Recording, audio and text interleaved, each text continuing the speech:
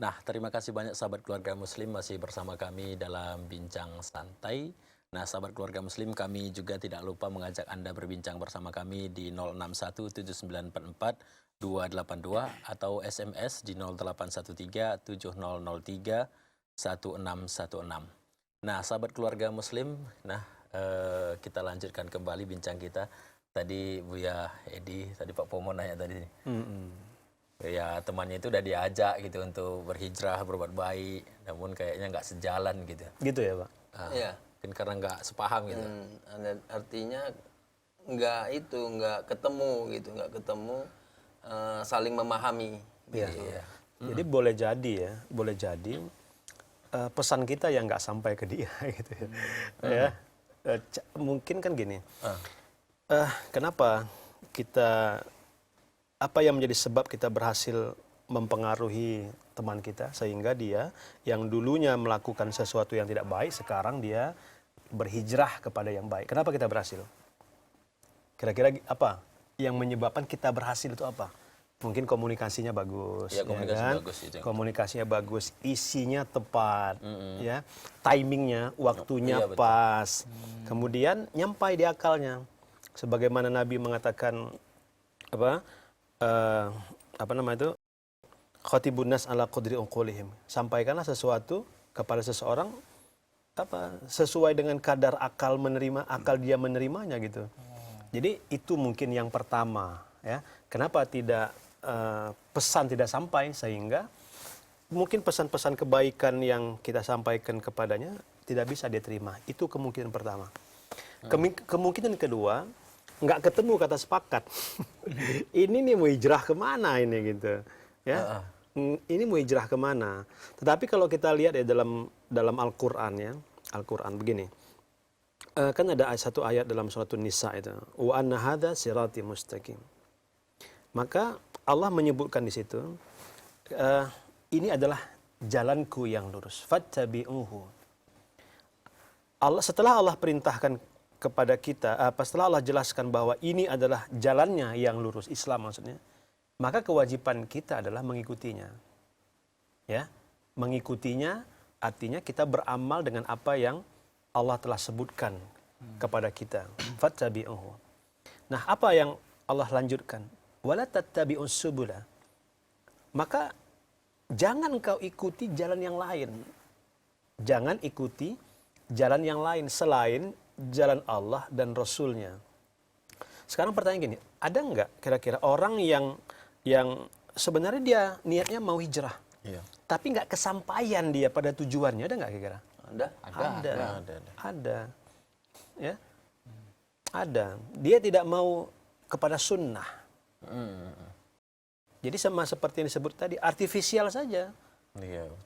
Karena dia tidak melakukan hal yang dasar untuk bisa hijrah bagus. Apa hal yang dasar? Ilmu tadi. Dia tidak bersungguh-sungguh di dalam belajar.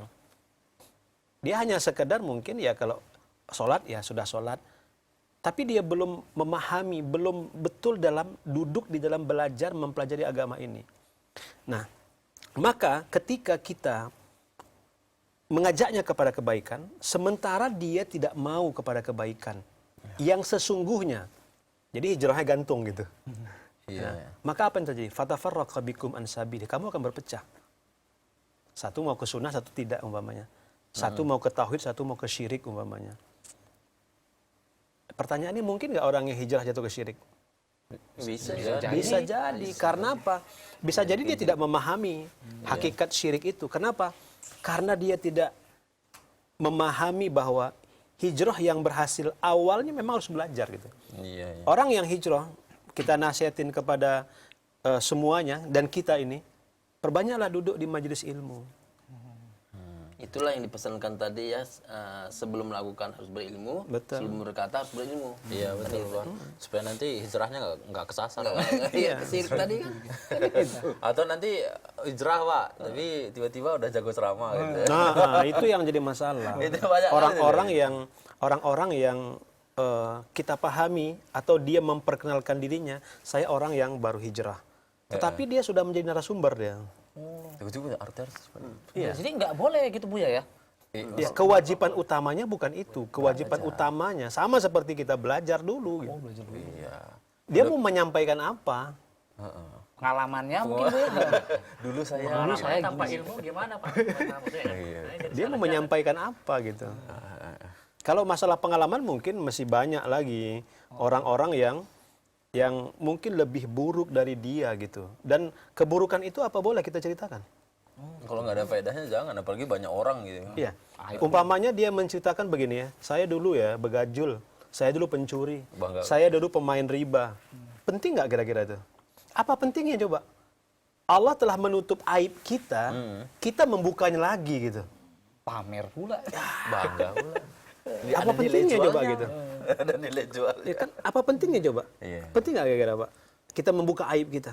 Nggak boleh, Pak. Nah itu yang merupakan bahagian yang perlu dipahami oleh kita semua dan orang-orang yang mungkin mengklaim atau merasa dirinya baru hijrah.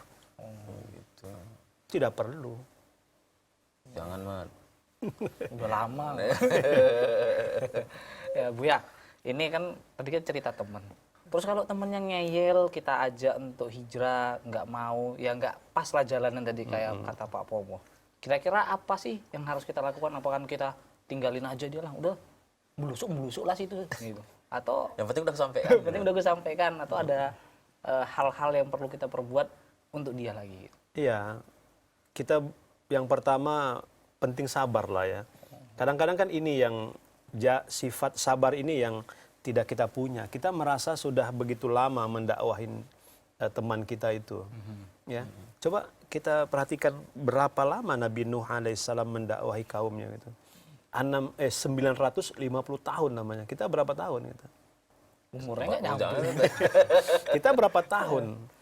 Tapi seakan-akan kita sudah terlalu lama, ya. Dan akhirnya kita hilang kesabaran. Satu. Yang pertama, yang kedua, doakan. Ya. Doakan saudara kita agar dia betul-betul bisa berpindah, meninggalkan kemaksiatan dan menuju kepada kebaikan. Nah, yang ketiga, ya, didik dia dengan ilmu. Ya, didik dia dengan ilmu. Kasih dia mungkin kalau seandainya tidak cukup kita merasa memberi dia ilmu di majelis yang seperti ini, bercerita dan lain sebagainya, mungkin kita bisa kapan-kapan menghadiahkan dia buku-buku yang bermanfaat yang bisa dia baca gitu kan. Nah, kemudian yang keempat, ya, lihat juga ini masalahnya. Dia menolak, belum menerima karena memang nafsunya atau karena memang belum paham gitu. Karena kan kecenderungan orang melakukan pelanggaran syariah ini kan ada dua. Yang pertama bisa jadi karena apa? Hawa nafsu. Karena hawa nafsunya. Bukan nggak paham, dia paham, cuman nafsunya mendorongnya untuk menolak itu. Dan yang kedua bisa jadi dia menolak kebenaran karena memang nggak tahu gitu. Ya kan? Oh, iya.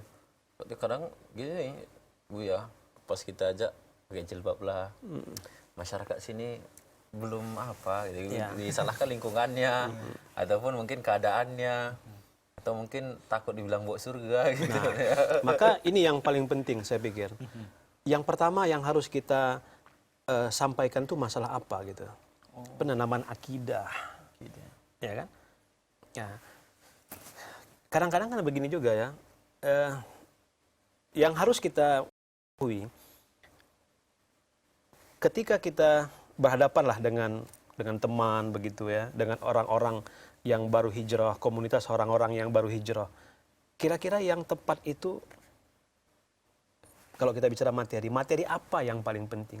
Akidahkah? Fikihkah? Akhlakkah? Muamalahkah? Apa yang paling penting sebenarnya? Akidah. Akidah dulu yang kita tanamkan. Nah, kalau akidah sudah kita tanamkan, dia bisa menerima, maka hal-hal yang terkait dengan fikih akan ikut, ya kan? Bahagian akhlak juga akan terbangun. Karena dia merupakan pondasi dan ini adalah dakwah pertama yang disampaikan oleh para nabi dan rasul kita kan. Oh, iya. Begitu juga disebutkan oleh Ibn Abbasi, Dr. Ibn Abbasi dalam kitabnya Ad-Da'watus Salafiyah, dia menyebutkan bahwa ciri-ciri dakwah itu, dakwah yang benar itu dimulai dari tauhid katanya. Dimulai dari tauhid. Nah, itu yang perlu dibangun. Sehingga mereka hijrah bukan hanya sebatas semangat saja. Kadang-kadang kan begitu. Beberapa komunitas hijrah itu, anak-anak yang hijrah, itu yang mereka lakukan apa? Kebanyakan tebar-tebar nasi, tebar-tebar sedekah gitu kan. Iya, iya. Nah, sementara majelis ilmu tidak mereka lazimi. Iya itu. Majelis ilmu tidak mereka lazimi. Kumpul buat video islami katanya gitu ya. Kumpul buat lagu-lagu islami katanya gitu. Kemudian kunjungan ke pesantren, kunjungan ke panti asuhan, kasih sedekah. Sementara majelis ilmu tidak begitu mereka cintai, padahal itu merupakan syarat utama untuk berubah kepada yang lebih baik. Ya gitu ya Bu ya, alhamdulillah. Namun kita jeda dulu. Nah, sahabat keluarga muslim, ya insya Allah akan kita sambung bincang-bincang kita tentunya setelah beberapa pesan-pesan berikut ini.